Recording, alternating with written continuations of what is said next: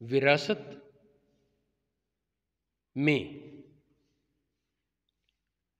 حکم شرع یہ ہے کہ فوت ہونے والا جب فوت ہو تو اس کے وارثان وہ خود بخود اپنے اپنے حصے کے مالک بن جاتے ہیں فوراً. جس کا ثلث بنا، جس کا سدس بنا، جس کا نصف بنا، اپنے اپنے حصے کے وہ مالک ہیں. اس کے بعد اگر کوئی انہیں مالک بننے سے روکتا ہے، قبضہ نہیں دیتا، تو وہ ظالم ہے. ہاں اگر بعض اوقات ایسی صورت ہے کہ کچھ وارث نابالغ ہیں یا غائب ہیں تو ان کا انتظار کیا جائے. نابالغ ہیں، اس کے بالغ ہونے کا انتظار کیا جائے، یا باقیوں کو بانٹ دیا جائے اور اس کا حصہ اس کا جو سربراہ بنے. ہمارے معاشرے کے اعتبار سے بڑا بھائی وہ سربراہ مانا جاتا ہے باپ کے بعد، ٹھیک ہے. یا اس طرح باپ نے فوت ہونے سے پہلے کسی کو قائم مقام مقرر کر دیا اپنا کہ میرے بعد میری اولاد کا یہ خیال رکھے گا، اس کو وصی بولتے ہیں شریعت کی اصطلاح میں. تو ٹھیک ہے، وہ خیال رکھے. بات یہ ہے کہ وراثت کا اصل حکم یہ ہے کہ فوت ہونے والے کے فوت ہونے کے بعد ہر وارث اپنے اپنے حصے کا فوراً مالک بن جاتا ہے، اور اگر کوئی قبضہ دینے میں رکاوٹ کرے تو وہ ظالم بنتا ہے. ہدایہ شریف میں اور دیگر کتابوں میں لکھا ہے کہ ایک دانہ کھانا بھی جائز نہیں جب تک وہ بیٹھے تقسیم نہ کی جائے. اور ہمارا معاشرہ کیا کہتا ہے؟ یہ تو اڈی گدے پہ بابے جا کھا باندھو بنو، کہتے ہیں نا لوگ. تو لوگوں کی جذباتی باتیں وہ جو شریعت سے ٹکرا جائیں غلط ہیں. ہاں یا پھر اگر کسی نے کوئی اخراجات کرنے ہیں فوتگی کے بعد تو اپنی جیب سے کرے، ترکے کے مال سے نہ کرے.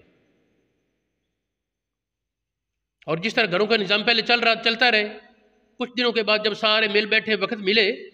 تو اس وقت تقسیم کر لیں، تصفیہ کر لیں.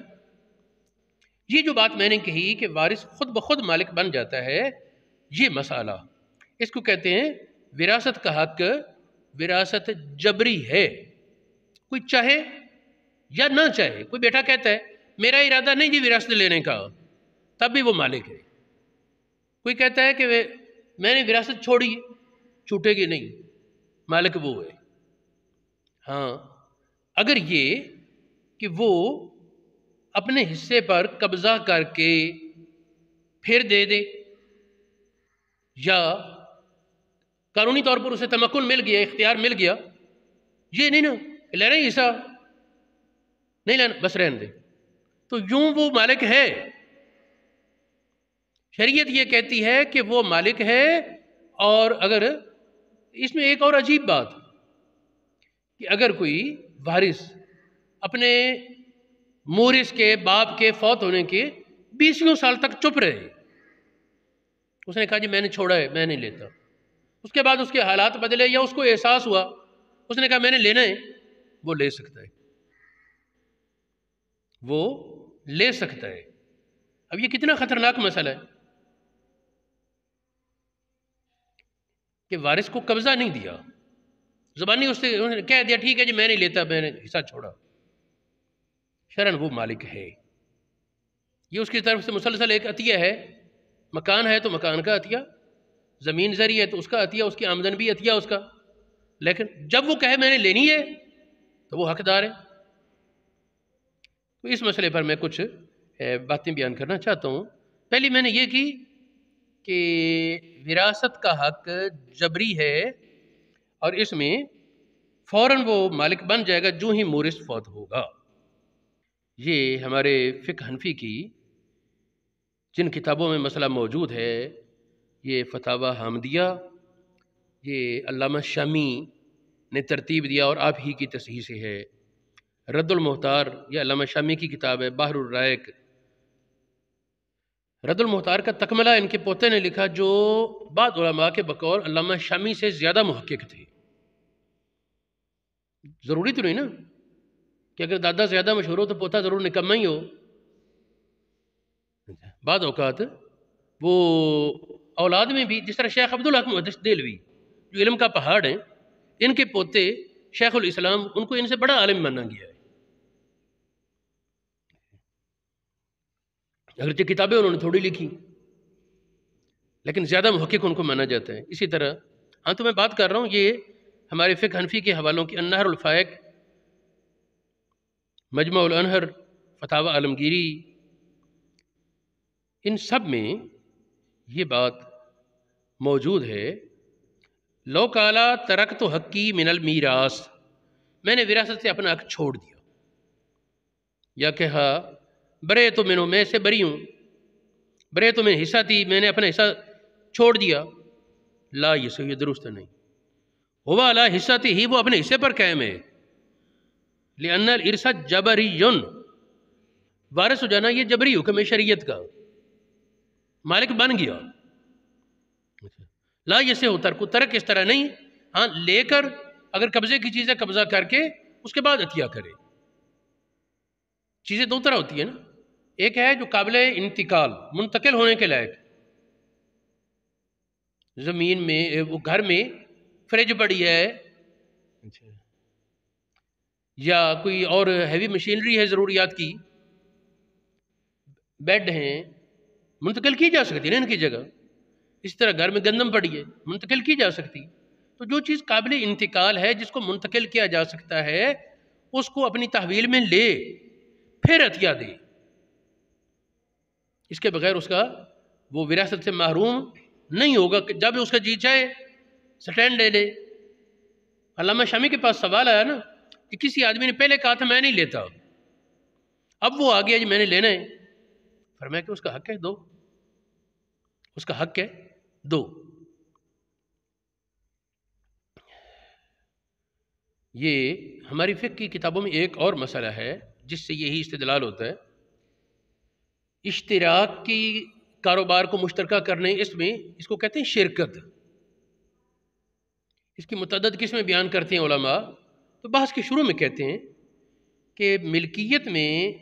ایک ہے ملکیت میں اشتراک، ایک ہے معاہدے کا اشتراک۔ معاہدے کی وجہ سے اشتراک کہ دو آدمیوں نے کہا یار ہم مل کر دکان چلائیں گے، میں درزی ہوں اور تیرا کپڑے کے دکان ہے، تیری دکان کے آگے میں بیٹھ جاؤں گا، تو نہیں بیٹھا ہوگا تو میرے گاہکوں کو تو توڑ دینا، میں نہیں بیٹھا ہوں گا میرے گاہکوں کو تو سامان دے دینا، اور کرایہ ہمارا آدھ آدھ، جو آمدن ہوگی وہ نصف و نصف، مثال کے طور پر یہ جس طرح طے کر لیں، اس کو کہتے ہیں شرکت عقد، معاہدے کی وجہ سے اشتراک، وہ بھی جائز ہے۔ لیکن ایک ہے شرکت املاک، ملکیت میں شرکت، کہ دو آدمی نے مل کر گندم خریدی، مل کر زمین خریدی، یہ ملکیت میں شرکت ہے نا۔ اسی طرح دو بھائی یا متعدد بھائی بہنیں وہ ایک مورث کے وارث ہوئے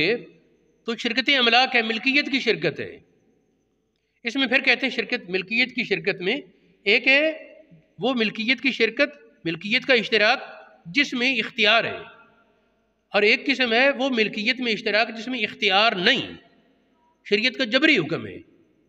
یہ وضاحت کرنے کے بعد کہتے ہیں جبری حکم کی مثال یہ وراثت ہے۔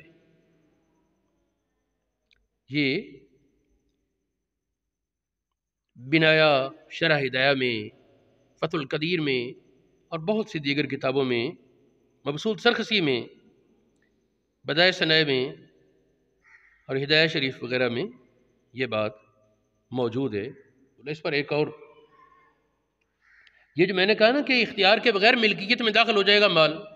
اس کی حوالہ جات ہے مبسوط سرخسی، اس کی عبارت المیراث یدخل فی ملک الوارث بغیر سنعہ، وارث کی کچھ بھی کیے بغیر اس کی ملکیت میں آ گئی وہ اس کا ترکہ جو ہے اس کا حصہ۔ اس طرح الاشباح والنظائر میں، قواعد حسنی نے اور بہت سی کتابوں میں یہ لکھا ہے کہ کوئی بھی چیز انسان کے ملک میں اختیار کے بغیر نہیں آتی، اس کا بس ہوتا ہے، لیکن وراثت ایسی چیز بغیر اختیار کے اس کے ملک میں آ جائے گی۔ تو یہ کچھ جو میں نے حوالہ جات دیے، اس کا مقصد یہ ہے کہ وراثت کے معاملے میں چونکہ بہت سے لوگ نہ جاننے میں مغالطے کا شکار ہوتے ہیں، تو اس لیے ایک بات اور بھی ذہن میں رہے کہ حق پرانا ہو جائے نا، حق پرانا ہو جائے تو وہ باطل نہیں ہوتا۔ انسانوں کا حق پرانا ہونے سے باطل نہیں ہوگا۔ یہ فتاوی رضویہ، اس میں دو جگہ یہ مسئلہ موجود ہے۔ اس کا صفحہ 113 جو ہے 20ویں جلد کا، 20واں جلد صفحہ 113، یہاں آپ فرماتے ہیں ارث جبری ہے، وارث ہونا یہ شریعت کا حکم ہے کہ موت مورث پر، وارث بنانے والے کے فوت ہونے پر، ہر وارث خواہ مخواہ اپنے حصہ شرعی کا مالک ہوتا ہے، مانگے خواہ نہ مانگے، لے یا نہ لے، دینے کا عرف ہو یا نہ ہو، اگرچہ کتنی ہی مدت ترک کو گزر جائے، کتنے ہی اشتراک در اشتراک کی نوبت آ جائے، کوئی بات میراث ثابت کرنے کو، میراث ثابت کو ساقط نہیں کرے گی، نہ کوئی عرف اللہ کے فرائض کو تبدیل کر سکتا ہے، یہاں تک کہ نہ مانگنا درکنار، اگر وارث صراحتاً کہہ دے میں نے اپنا حصہ چھوڑ دیا، جب بھی اس کی ملکیت زائل نہیں ہوگی۔ پہلے قرآن پاک کی آیت کا حوالہ ہے یوصیکم اللہ فی اولادکم، اللہ پاک تمہیں وصیت کرتا ہے، تاکیدی حکم کرتا ہے اولاد کے سلسلے میں، لڑکے کے 2 حصے، لڑکی کا 1۔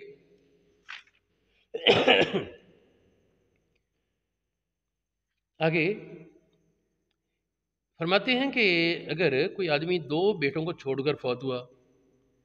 ایک نے کہا کہ میں نے اپنا حصہ وراثت سے چھوڑ دیا، اس کا حصہ ختم ہے نہیں،